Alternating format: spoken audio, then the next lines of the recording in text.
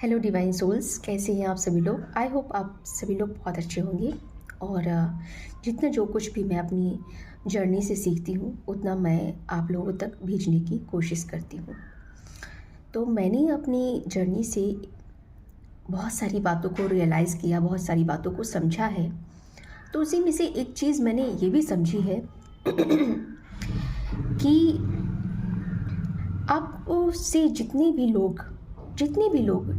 लोग आपके टच में आते हैं या फिर जिनके साथ में किसी भी तरीके का डायरेक्ट एनर्जी का कनेक्शन बन जाता है, उन व्यक्तियों के संपर्क में जितने भी लोग आएंगे, उनके साथ में जितने लोगों का डायरेक्ट कनेक्शन एनर्जी का बन जाता है, तो उन सभी का कर्मा आपको फेस करना पड़ता है। क्यों? इसलिए क्योंकि वो जो एनर्जी आपने उनको दी और जो जिनको आपने दी उन्होंने किसी और को भी वो एनर्जी फॉरवर्ड कर दी। तो उससे क्या होता है कि उनके जितने भी कर्मा जो भी वो करेंगे, वो उसका पे ऑफ आपको भी करना पड़ेगा। अगर आप लो वाइब्रेशन में पहुंच गए देन तो यहाँ पर एनर्जीज का बहुत बड़ा खेल होता है। और लोग समझ नहीं पाते हैं कि आखिर हम तो इतना ज़्यादा अच्छे से इनर वर्क कर रहे हैं और उसके बावजूद हम ज़रा सा लो क्या हुए और हम बिल्कुल डाउन में पहुंच गए। तो लो इसीलिए किया जाता है ताकि उनके जितनी भी कर्मा है उसको उसका जो भार है ना वो आप ढोएं। और जब आप भार ढोएंगे ना तो आपको बहुत सारी तकलीफ़ें आपको दी जाएगी। ठीक है, तो यहाँ पर एनर्जी कॉर्ड कटिंग करना बहुत ज़रूरी रहता है।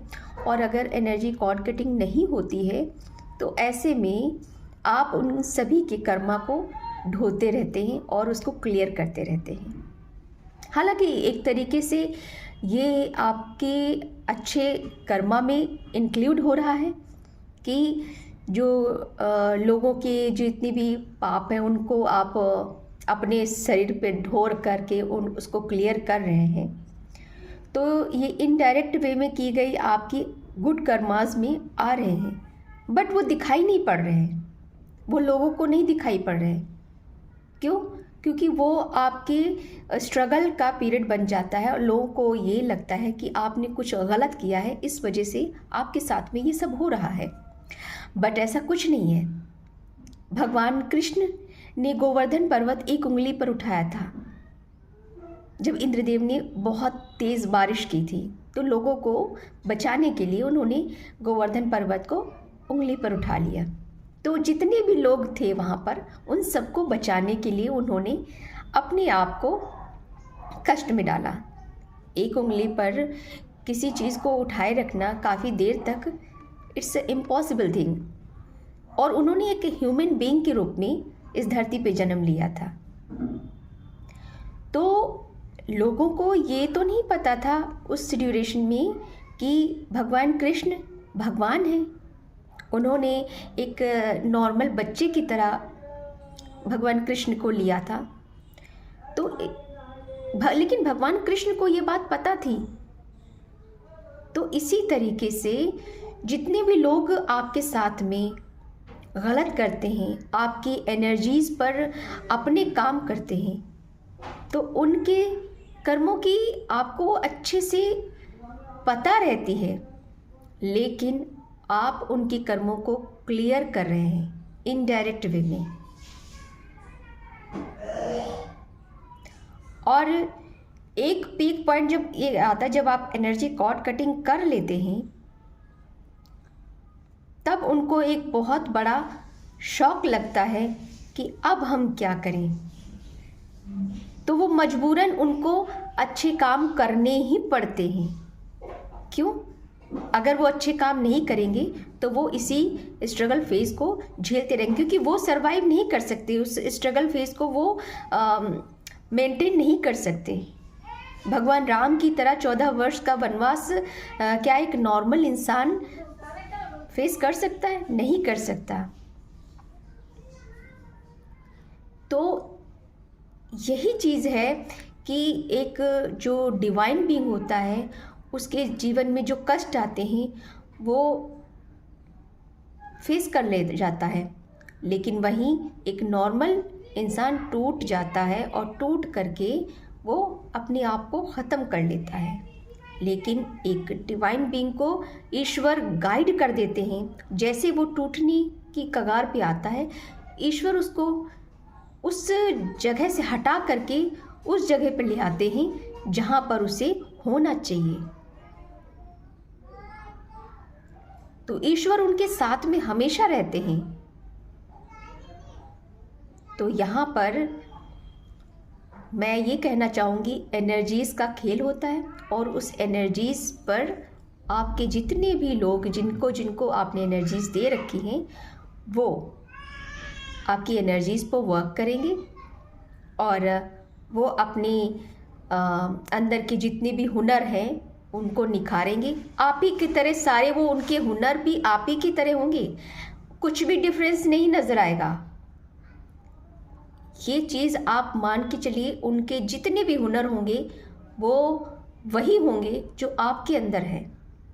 क्यों? क्योंकि वो आपकी एनर्जीज़ पे वर्क कर रहे हैं, सरवाइव कर रहे हैं।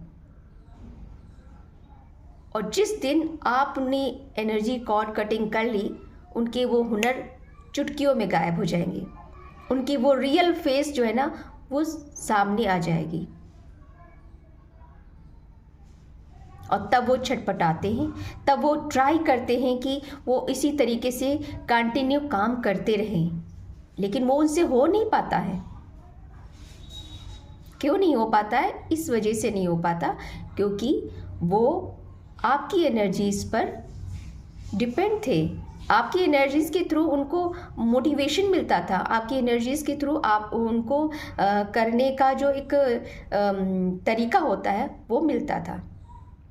तो यहाँ पर ये चीज़ें समझने वाली होती हैं कि कभी कभी जो डिवाइन सोल्स होती हैं वो ये सोच में पड़ जाती हैं कि हम इतने डल क्यों हो गए, हम इतने बेकार क्यों हो गए, और जो हमारे सराउंडिंग्स में लोग हैं वो इतने ग्लो क्यों कर रहे हैं। वो इसीलिए क्योंकि आपको लो में ला करके वो आपकी एनर्जीज़ पर वर्क कर रहे होते हैं। सूर्य ग्रहण और चंद्र ग्रहण इसका बहुत सीधा साधा एग्जाम्पल है। सूर्य का तेज इतना स्ट्रांग होने के बावजूद कि कोई टिक नहीं सकता, फिर भी उसको ग्रहण लगता है। ये प्राकृतिक घटनाएं हमें बताती हैं कि ग्रहण चाहे कितना भी तेज हो उसको भी लग सकता है। तो ये ग्रहण होता है जो नेगेटिव सोल्स के माध्यम से पॉजिटिव सोल्स को लगाया जाता है। लेकिन ईश्वर जानता है, वो ये दिखाना चाहता है कि तुमने हम पे ग्रहण लगाया, तुमने हमारी एनर्जीज़ को लीच किया, हमारी एनर्जीज़ को गंदा करने की कोशिश की, हमारी एनर्जीज़ को छीनने की कोशिश की, हमारी एनर्जीज़ पे गंदे गंदे काम करने की कोशिश की। तो वहाँ पर ईश्वर ये दिखाता है कि तुम चाहे कितना भी कुछ कर लो, तुम मुझ पे ग्रहण लगा लो, लेकिन ज़्यादा देर तक मैं तुम्हें यहाँ पर टिकने नहीं दूंगा, तुम्हें यहाँ से हटना पड़ेगा। और सूर्य ग्रहण थोड़ी देर के लिए होता है, उसके बाद में सूर्य अपनी रियल पोजीशन में आ जाता है। तो यहाँ पर ये चीज़ें आपको समझने की ज़रूरत है कि एक डिवाइन सोल को लोग चाहे कितना भी तोड़ ले, मरोड़ ले, चाहे कितना भी उसको कष्ट दे दे, उसको बिल्कुल 0 बटा सन्नाटा कर दे, लेकिन उसके बाद भी वो अगेन राइज की तरफ बढ़ेगी और आगे बढ़ करके वो फिर से उसी फॉर्म में आ जाएगी जिस फॉर्म में वो थी। बैकग्राउंड नॉइज़ को आप इग्नोर कीजिएगा क्योंकि इस पर मैं तो कुछ नहीं कर सकती, ये नेचुरल फेनोमेना है, यहाँ पर सारी चीज़ें ऐसे चलती रहेंगी। तो यहाँ पर ये बात मुझे बतानी थी, मेरे दिमाग में बहुत दिनों से चल रही थी। हालांकि मैंने बहुत दिनों से वीडियोस नहीं बनाई मैं जाहिर सी बात है जिस पर मैं बात कर रही हूँ वही चीज़ें मेरे साथ भी होती रहती हैं, और मैं जितनी भी बातें यहाँ पर बताती हूँ मैं अपने पर्सनल एक्सपीरियंसेस के बेसिस पे बताती हूँ, और जो आज तक मैंने देखा है, अपनी जब से मैंने अपने आप को समझा है, जाना है, तब से मैं इन चीज़ों को बहुत बारीकी से समझ रही हूँ, बहुत अच्छे से जान रही हूँ, समझ रही हूँ आखिर सराउंडिंग्स में क्या हो रहा है। लोग सोचते हैं कि मैं कुछ नहीं जानती, मैं कुछ समझती नहीं, और लोगों के व्यवहार को मैं जान नहीं पाती। ये बहुत बड़ी लोगों की दिमाग में विडंबना बनी हुई है। मैं हर व्यक्ति के हर एक एक्शन, हर एक चीज़ पर मुझे वाइब्रेशन फील हो जाती है कि आखिर में लोगों की मंशा क्या है और आखिर लोग क्या चाहते हैं। तो ऐसा ये सारी चीज़ें उन्हीं व्यक्तियों के साथ में होती हैं जिन व्यक्तियों को ईश्वर का साथ मिला होता है। ईश्वर हर कदम पे उनको संकेत देता रहता है, उनको बताता रहता है कि अब ये आगे होने वाला, अब ये आगे होने वाला है। तो ये सारी चीज़ें हैं। मैंने सोचा कि क्यों ना इस पर वीडियो बनाई जाए।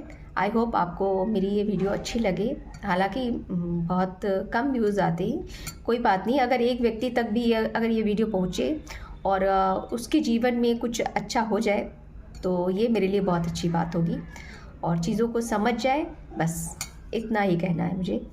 चाय पी रही थी तो मैंने चाय पीते पीते मेरे दिमाग में आया, तो मैंने सोचा क्यों ना इस पर वीडियो बनाई जाए। जय श्री कृष्ण।